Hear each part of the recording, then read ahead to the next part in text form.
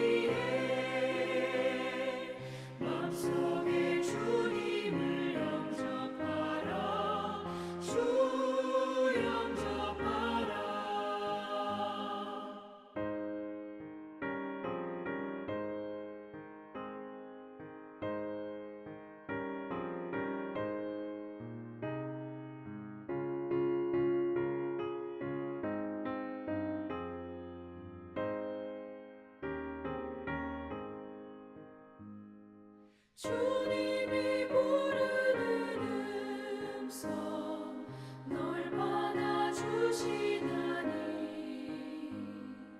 회개한 내게 임하시어 끝까지 널 도우시네. 피하지 말라 피하지 말라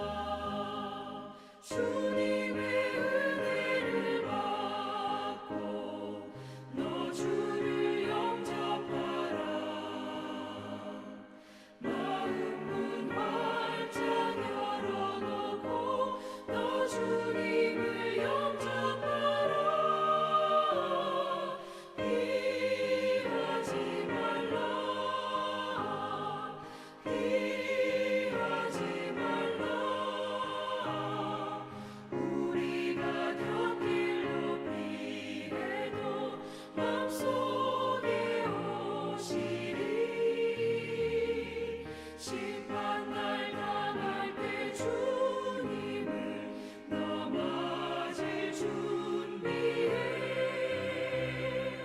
맘속에 주님을 영접하라 주 영접하라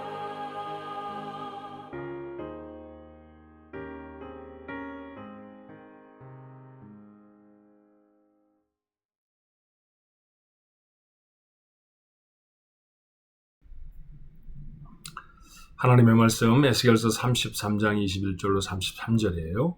에스겔서 33장 21절로 33절까지의 말씀 같이 한번 읽어볼까요? 우리가 사로잡힌 지 12째 해 10째 달 5째 날에 예루살렘에서부터 도망하여 온 자가 내게 나와 말하기를 그 성이 함락되었다 하였는데 그 도망한 자가 내게 나오기 전날 저녁에 여호와의 손이 내게 임하여 내 입을 여시더니 다음날 아침 그 사람이 내게 나올 그때에 내 입이 열리기로 내가 다시는 잠잠하지 아니하였노라. 여호와의 말씀이 내게 임하여 이르시되 인자야 이스라엘의 이 황폐한 땅에 거주하는 자들이 말하여 이르기를 아브라함은 오직 한 사람이라도 이 땅을 기업으로 얻었나니 우리가 많은지역 더욱 이 땅을 우리에게 기업으로 주신 것이 되느니라 하는도다. 그러므로 너는 그들에게 이르기를 주 여호와께서 이같이 말씀하시되 너희가 고기를 핏째 먹으며 너희 우상들에게 눈을 들며 피를 흘리니 그 땅이 너희의 기업이 될까 보냐.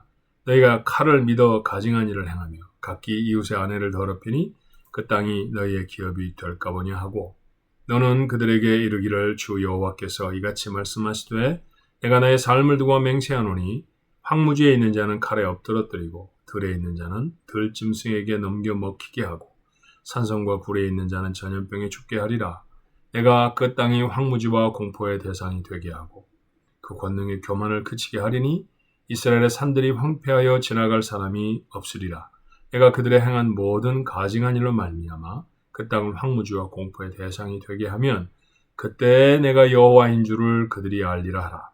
인자야 내 민족이 담 곁에서와 진문에서 너에 대하여 말하며 각각 그 형제와 더불어 말하여 이르기를 자 가서 여호와께로부터 무슨 말씀이 나오는가 들어보자 하고 백성이 모이는 것 같이 내게 나아오며 내 백성처럼 내 앞에 앉아서 내 말을 들으나 그대로 행하지 아니하니 이는 그 입으로는 사랑을 나타내어도 마음으로는 이익을 따릅니다. 그들은 내가 고운 음성으로 사랑의 노래를 하며 음악을 잘하는 자같이 여겼나니 내 말을 듣고도 행하지 아니하거니와 그 말이 응하리니 응할 때에는 그들이 한 선지자가 자기 가운데 있었음을 알리라. 아멘. 우리말에 청천벽력이라는 말이 있죠. 정확히 말하면 우리말은 아닐 수도 있습니다. 왜냐하면 한자를 우리말로 읽은 거니까요. 풀어 뜻을 새기면 마른 하늘에 벼락이 치는 거죠. 갑작스러운 일을 당했을 때 그 놀라움을 우리는 이렇게 표현하곤 합니다. 어쩌면 지금 에스겔이 들었던 이야기, 이스라엘 백성들 포로 잡혀와 있는 사람들이 들었던 소식이 청천벽력 같은 소식이 아니었을까 생각이 들어요. 자, 에스겔이 두 번째 포로로 잡혀온 사람들이죠. 다니엘, 사드락, 메삭, 아벳누고 이런 사람들은 1차 때 이미 잡혀왔고요. 그 다음에 두 번째로 에스겔과 여호야긴 왕이 또 잡혀왔죠. 그 사람들 몇몇만 잡혀온 것이 아니라 이스라엘 백성들이 여러 잡혀와서 포로로 잡혀와 있는 사람들이 제법 되었습니다. 근데 그들이 모여 있었던 바벨론 세계에 바벨론에 살고 있었던 그들에게 들려진 소식이 무엇이었느냐 하면 성이 함락되었다라는 소식이었어요. 이 성은 다름 아닌 예루살렘 성이었습니다. 성도 함락되어지고 성전이 무너졌다는 얘기였죠. 이건 듣고 싶은 이야기도 아니었고요. 들을 것이라고 예상했던 소식도 아니었습니다. 어떻게 하나님의 성전이 무너지겠어요? 그런 일들은 절대 일어날 수 없다고 아마 그 사람들이 생각했을 것입니다. 왜냐하면 하나님이 기업으로 주셨으니까 말이죠. 하나님이 아브라함 한 사람에게 기업으로 주실 때에도 견고하게 지키셨는데 우리는 이렇게 여러 명의 사람이니 하나님이 더 견고하게 지키시지 않겠어?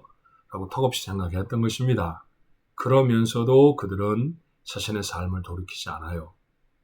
저는 그런 생각을 해봅니다. 왜 바벨론에 의해서 유다는 세 차례나 공격을 받았고 마침내 멸망하게 되었을까? 한 번 공격해서 그냥 다 망하게 하지는 할 수는 없었을까? 그럴 수도 있었을 것입니다. 그런데 하나님이 세 차례에 걸쳐서 나누신 것은 어쩌면 그 세 번의 고난을 당하면서 돌이켜 하나님 앞에 온전히 서라고 하신 메시지는 아니었을까? 근데 이스라엘 백성이 그러지 못했죠. 우리는 그래도 제멋대로 살 거야. 하나님의 법을 어떻게 지켜? 너무 어려운 것인데 하나님의 법이 잘못됐다니까? 이런 태도가 바로 이스라엘 백성들의 태도였어요. 그러다 결국에 기원전 586년 이스라엘, 유다는 망합니다. 이스라엘이라고 하는 하나님과 겨루어 이겼다라고 하는 어마어마한 이름을 가졌던 나라는 세상에서 없어지게 되는 것이죠.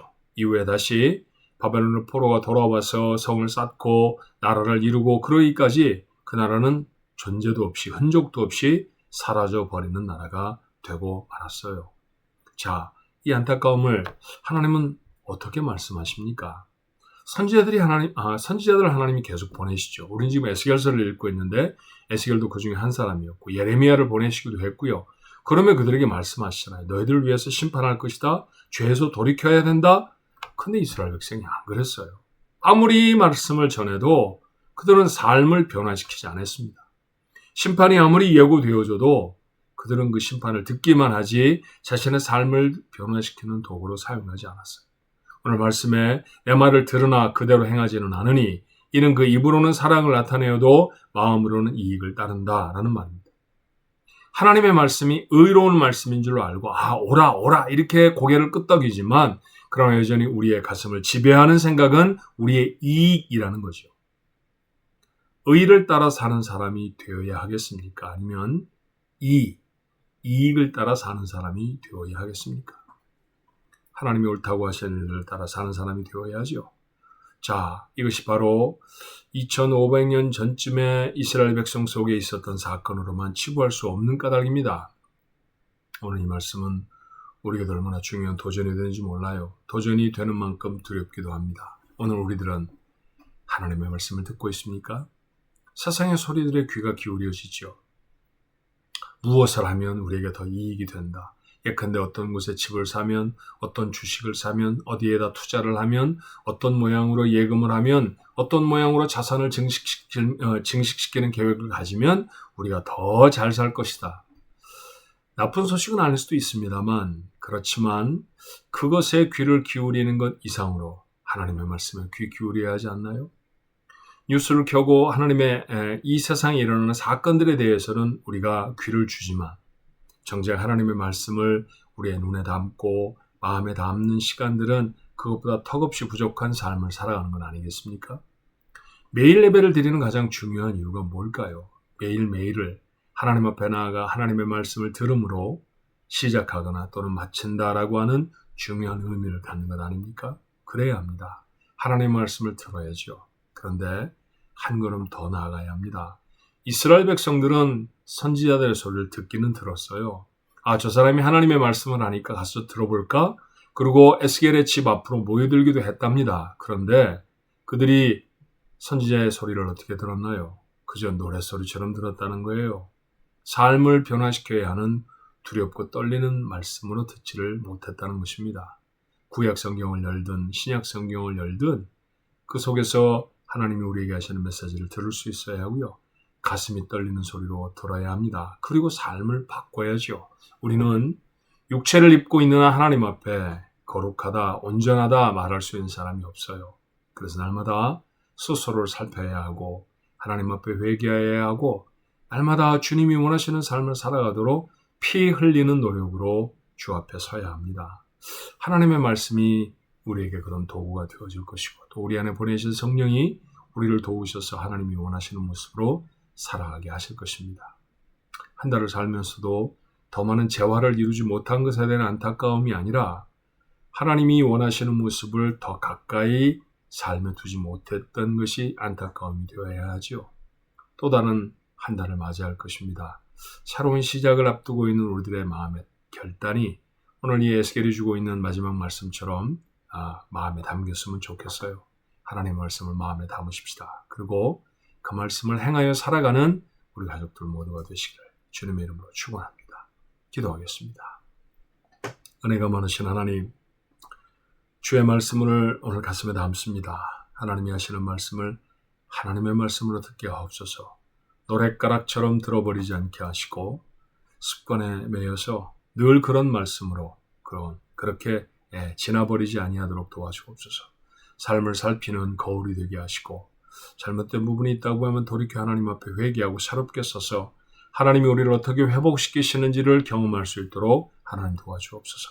최로 한 달 동안에 우리의 삶에 하나님 앞에 부끄럽고 부족한 것이 있었다고 하면 주님 용서해 주옵시고 생각나게 하셔서 8월에는 다시 그 길로 돌이켜 행하지 아니하게 하나님 도와주시고 우리에게 허락하실 하나님의 은혜를 회복하도록 주여 도와주옵소서. 병든 이들을 위해 기도합니다. 수술을 마치고 주의 치료를 기다리고 있는 하나님의 사람들이 있사오니 아버지 하나님 곧 회복시켜 주셔서 하나님을 함께 예배하는 자리에서 기쁜 모습으로 만나게 하시고 함께 하나님 앞에 영광과 찬송을 돌리게 하여 주옵소서. 예수님의 이름으로 간절히 기도하옵나이다. 아멘.